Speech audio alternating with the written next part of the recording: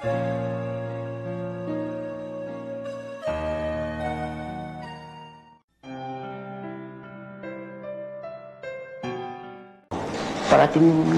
sa itaas nakatingin.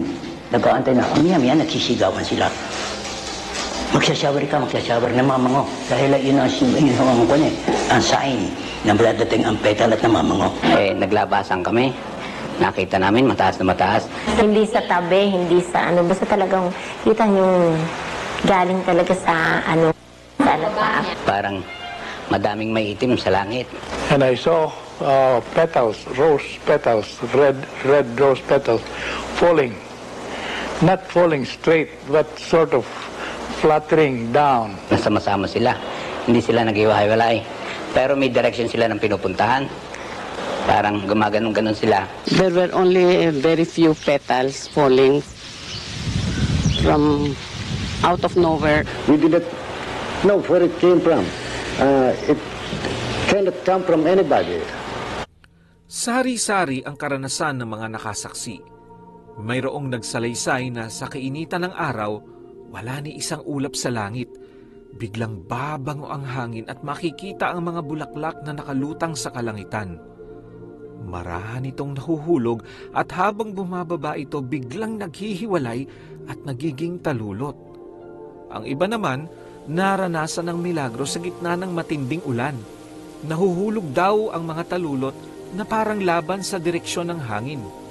Walang nakikitang pinanggagalingan ito at kahit saan man magmula, sa kumbento pa rin ang bagsak. Noong 18 ng Nobyembre, ang unang ginang na si Aurora Quezon mismo ang nakasaksi sa milagro. Ayon sa siyentipikong pagsusuri ng kagawaran ng agham, napag-alaman na hindi katutubo dito sa Pilipinas o sa Asya ang rosas na pinanggagalingan ng talulot. Sa Rusya lang umano tumutubo ito.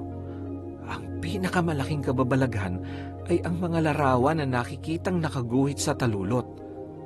Naaaninag ng maliwanag si Jesus, ang banal na pamilya o ang mahal na birhen kapag sinilip ang mga talulot sa liwanag.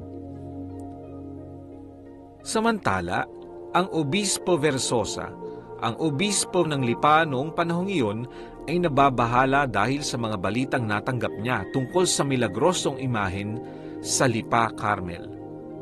Ang kanyang pagkabalisa ay dahil anya lingid sa kanyang kaalaman, nagpagawa ang mga madre ng imahen at lalo siyang nangangamba dahil inilabas nila ito sa publiko ng walang pahintulot.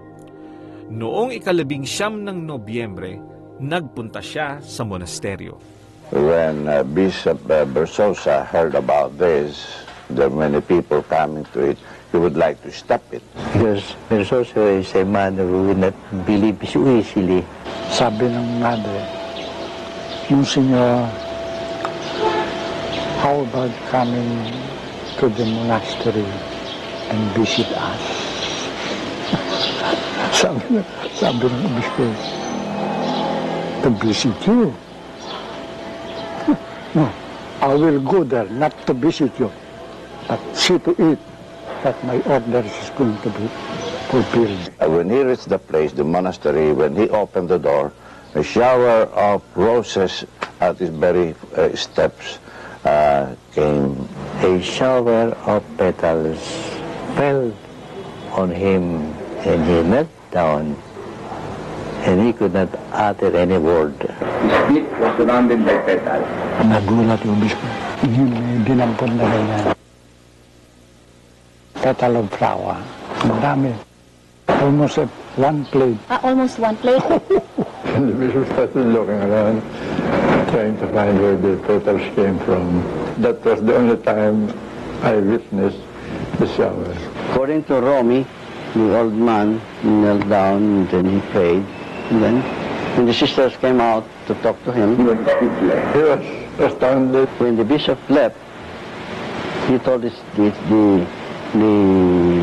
prioress, you can return the statue to the window. And by that, he did not prohibit anymore the people from going to the place, and he did not prohibit the celebration of Mass. We sent some of the petals to Rome, They had me written the letter to the Pope as a private gift, telling the Pope of the events here, personal, not official. Maraming milagrong nangyari. May gumaling makatapos pahiran ng talulot o sa paglagay ng tubig na pinagbabara ng mga talulot at iniwanan sa paanan ng imahen. Dito nagsimula ang debosyon ng maraming Pilipino kay Maria, tagapamagitan ng lahat ng biyaya. Inimbestigahan ang nasabing aparisyon sa lipa ng mga pinuno ng simbahan.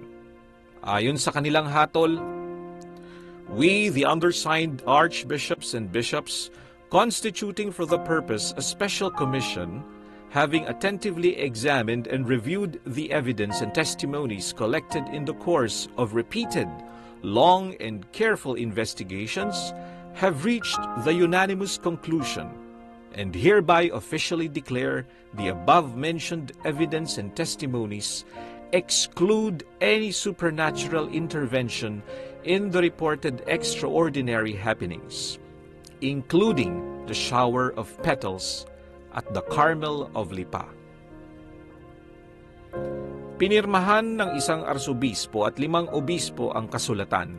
Ito'y sila Arsobispo Gabriel Reyes ng Maynila, Obispo Cesar M. Guerrero ng San Fernando, Obispo Mariano Madriaga ng Lingayen, Obispo Rufino Santos, Administrador Apostoliko ng Lipa, Obispo Vicente Reyes, katulong na obispo ng Maynila, at Obispo Juan Sison, katulong na obispo ng Nueva Segovia. Base sa hatol ng komisyon, naglabas din si Obispo Rufino Santos, ang pumalit kay Obispo Versosa at kumakatawang tagapag-alaga ng Arsobispado ng Lipa ng utos na hindi na mamimigay ng rosas o tubig. Itago sa loob ng kumbento ang imahen. Lahat ng madre pati na ang tagalabas ay dapat manatili sa loob ng monasteryo maliban kay Sister Elizabeth para sa mga pangangailangan ng kumbento. Walang pwedeng dumalaw o sumulat man lang sa kumbento hanggang sa dumating ang kautusan ng Roma kung ano ang desisyon tungkol sa nasabing aparisyon sa Lipa. Ito ay inilabas noong 12 ng Abril 1951. May mga lumabas na mga balita na tila baga nagsasabog ang mga madre ng talulot mula sa bintana sa itaas ng kumbento.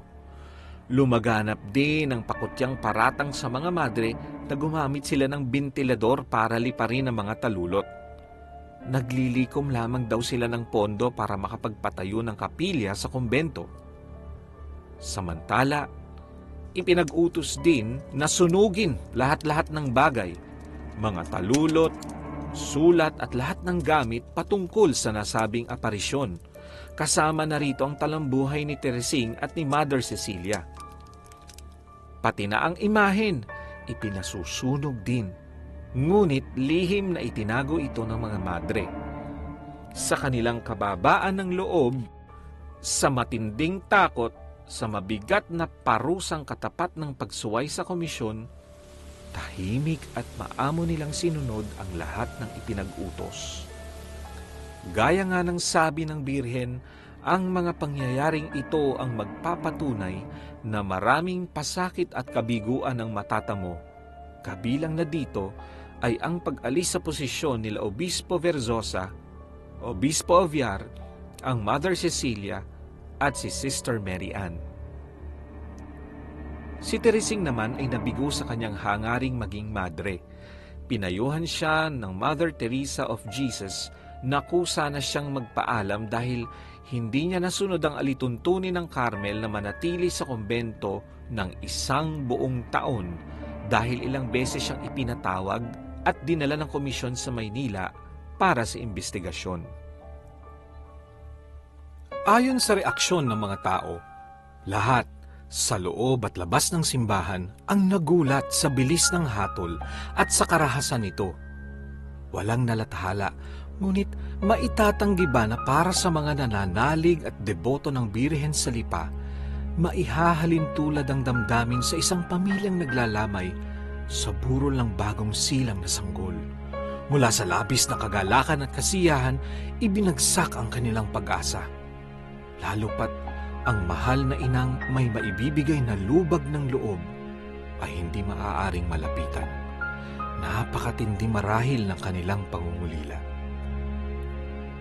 Para sa mga madre ng Carmel Lipa, doble ang parusa.